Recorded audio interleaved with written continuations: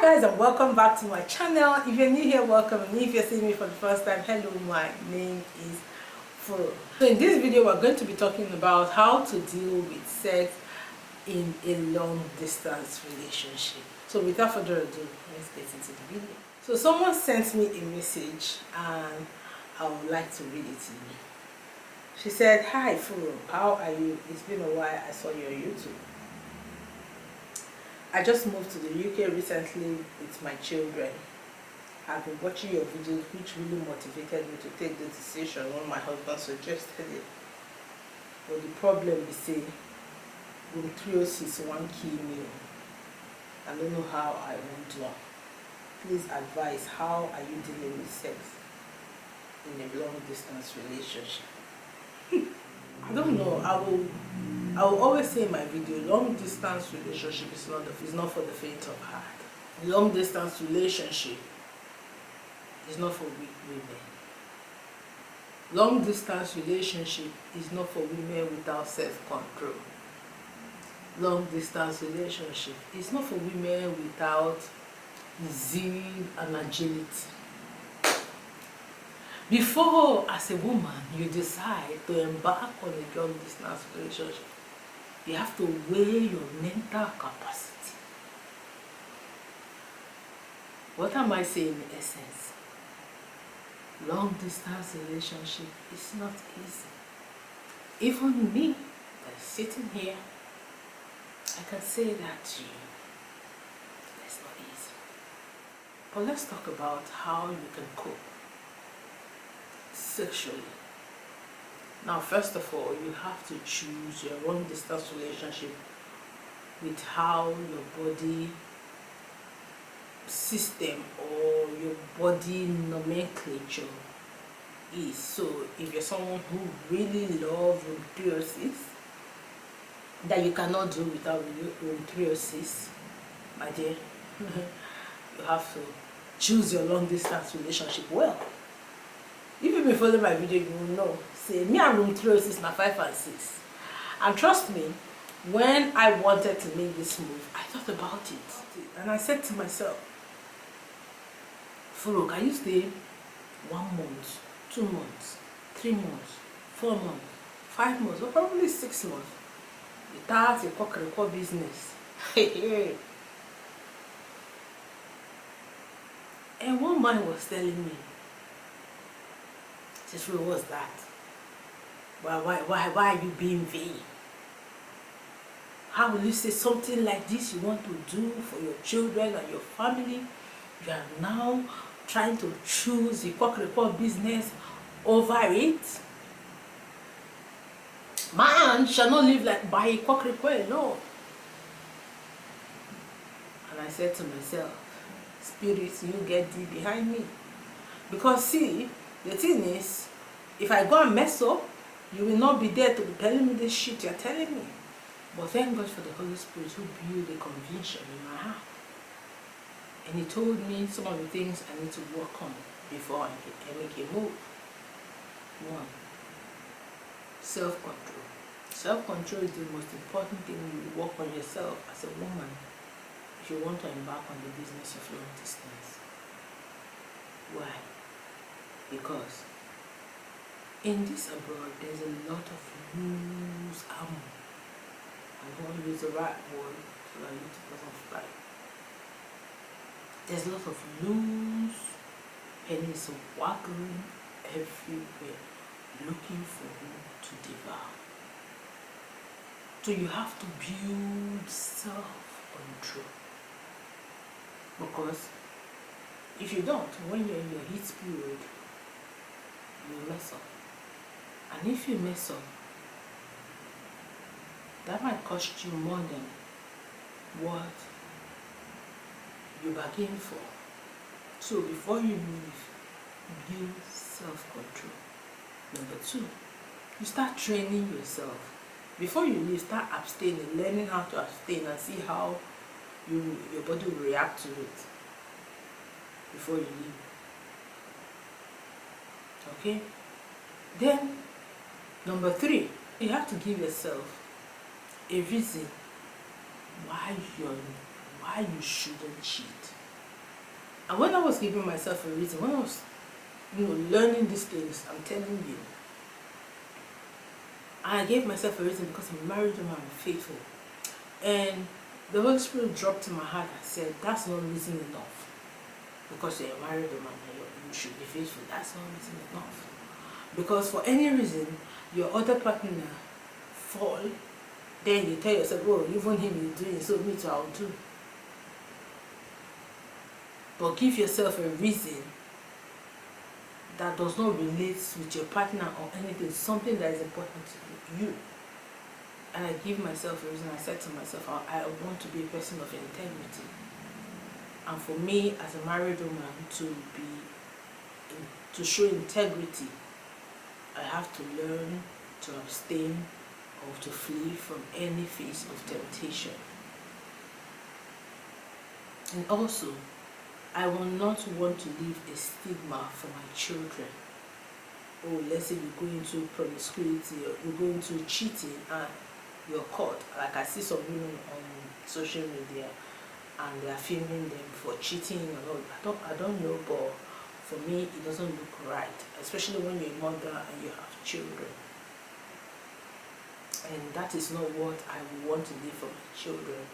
I have been an instrument of benefiting from character of parent. I have benefited a lot from who my mother was. So I wanted to leave that. I have had people who had done business with me as a grown-up person just because of who my mother was and how she showed integrity, and that is what I want to create for myself and for my children. So I said, because I want to create integrity and because I don't want to bring shame upon my children, I was going to stay faithful to my partner. This whole thing, managing sex in a long distance relationship, have to start even before you're in the journey. Now, whilst you're in the journey, number one way I'll tell you to manage sex is keep your mind occupied and busy. Look for books to read when you're free. Sleep if you're too free. Do not mingle much with the opposite sex. They will come. They will try to penetrate you as much as they can, especially when they find out that, oh, you're not with a man or you're married and you're not with a man. A lot of people will come. But as much as you can, push them away as much as you can. Number two, those days when we were younger, in my youthful days, they used to have an adage. I was thinking, this boy, like when a boy charges you or talk to you, and you say to them, instead of me to sleep with you, I used to start washing myself. We used to say things like that. It works. When you are really, really high up there, but you don't have, you can use hot water to wash it. It calms it down. It really does, okay? I know this is funny, but it does. Number three, you can have a phone erotic conversation with your partner. Although I don't believe in this, it doesn't really work for me, but it does work for some people. You can have erotic discussion on the phone with your partner, talk about how you're feeling, what you're feeling, something like that. It can really help you. Although some Christians will say it's a sin, but I do not see it as sin. But it depends on your belief, whatever you believe in.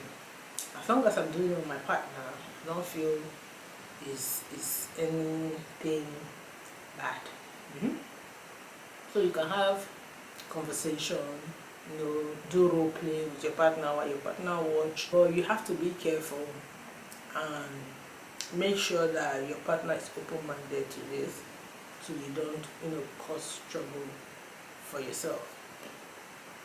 Number four, self-stimulation. Number four, self-stimulation. Although this is also a controversial topic when it comes among Christians, but there's an adage the Igbo say. It says, "Mini adeshi, kama mini geshi, awara yagoda." So what does it is simply, I can't really explain it in English, but instead of your body to put you into something that you can't explain, self-stimulation could help. If self-stimulation will help you, why not? Why not? Another way you can relieve yourself is using instruments like vibrator to also self-stimulate. But if you decide to buy vibrators, I think you should discuss it with your partner so that they know that, oh, you have this. But at the end of the day, owning a vibrator and discussing it with your partner is your own responsibility to choose if you want to discuss it with them or not, based on their own understanding and their own openness. For me, I do not like this whole stuff because all these things I've mentioned, but these are ways you can help yourself before you meet your partner. But the harmful part about this whole self-stimulation and using vibrator is, once you use these things and you realize that you're getting more pleasure or more value from these things than you will get from your partner, it will make you to begin to value your partner less and rely more on these things, especially if you're someone who doesn't see your partner for the longest time. So the best part, I would say, the best way to deal with sex in a long distance relationship is, as much as you can, try to be in a kind of long distance relationship where you guys can see each other as frequent as possible. So let's say 2 months break, 3 months break, you guys see each other at least not more than 3 months. So that way you can hold up until he comes, and trust me, if you hold up for 3 months and your partner comes, I don't know, that one is in another level of enjoyment. That one is another level of sweet. When you hear people say, this thing is sweet, just hold up. Like, don't stimulate yourself, don't do anything to yourself, just be enjoying the 3 months start, your partner now come, or 2 months your partner now come. Don't say I told you. Try it and see. You will come back here and testify. Because auntie, you gonna about me. Hey, you gonna about me like everywhere will be dripping like pure water. Oh guys, thank you so much for watching this video. Until I see you in another video, don't forget to like, subscribe,